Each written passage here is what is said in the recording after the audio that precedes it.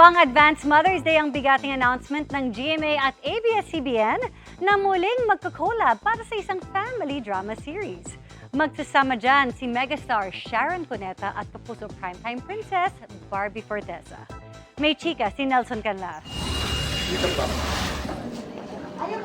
Sa kauna-unahang pagkakataon ay nagsama sa isang proyekto sina megastar Sharon Cuneta at kapuso primetime princess Barbie Forteza. Para yan sa collab ng GMA Network at ABS-CBN Studios na Honor Thy Mother, isang family dramang ipoproduce ng Dreamscape Entertainment. Kwento pa lang ay na-excite na si Ate Shawi. Dagdag pa ang mga bagong makakatrabaho. I got excited.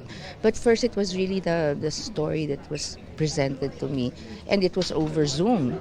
So meeting, they were all in the conference room and there was a presentation, like slides in it. So I was so impressed. I liked the story. Tapos nalaman ko si Barbie. What an opportunity!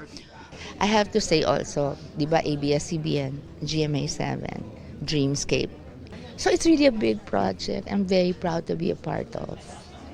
Dream come true naman ito para kay Barbie, hindi lang dahil sa emotionally challenging role, kundi dahil si Sharon ang isaan niya sa mga dahilan kung bakit siya nag-artista. At ngayon ay abot kamay na niya ang megastar. Kaya nako, learn from me, dream big, kasi mangyayari at mangyayari yan, basta pursigido ka.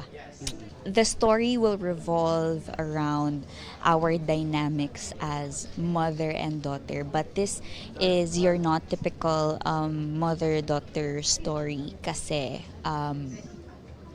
hindi kami magkasundo.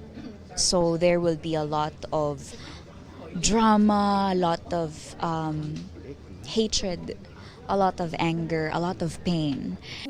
Makakasama rin nila sina John Estrada, Tonton Gutierrez, Mercedes Cabral, RK Bagatching, Khalil Ramos at marami pang iba. It still is very surreal to me. Unang-una, it's been 3 years since my last series that I really worked on. And to be here with such a powerhouse cast, some of the actors that I just really look up to throughout my entire career, and finally here being able to work with them. Nelson Canlas, updated sa Showbiz Happenings.